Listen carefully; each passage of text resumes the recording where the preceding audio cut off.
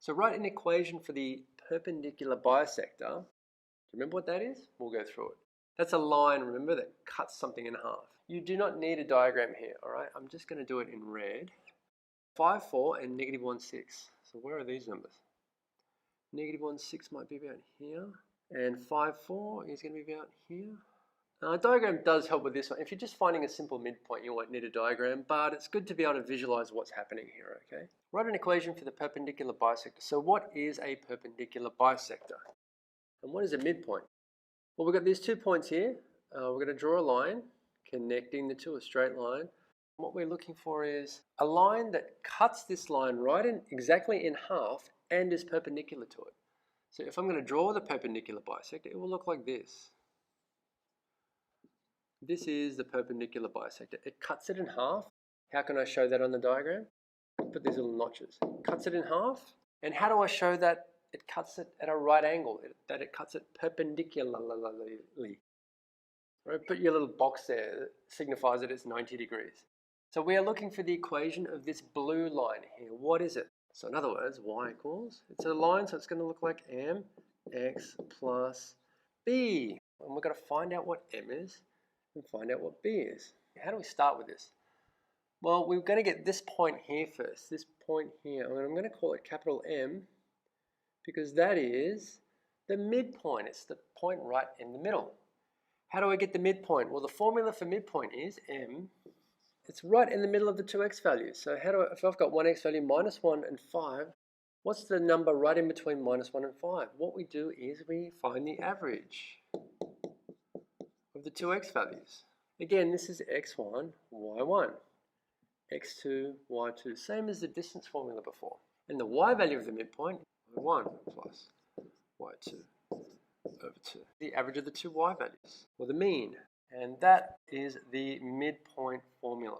So let's find out what this m is here. M is going to be, what are the two x values? Minus 1 and 5. Minus 1 plus 5 over 2. And the y values, 4 and 6.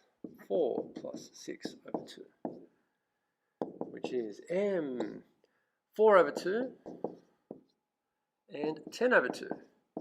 Which is m 2, 5. So the midpoint is the point 2, 5. Does that look right?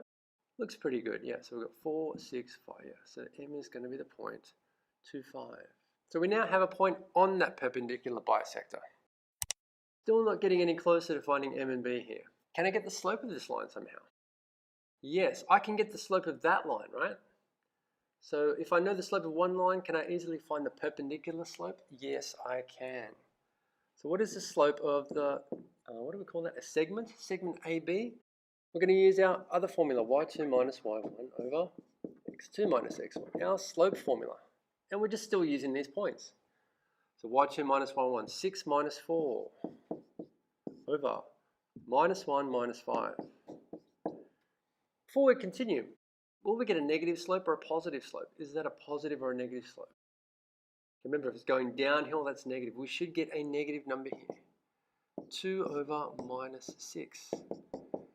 Negative 1/3, okay? So the slope of this line is negative 1/3. So what is going to be the slope of this line?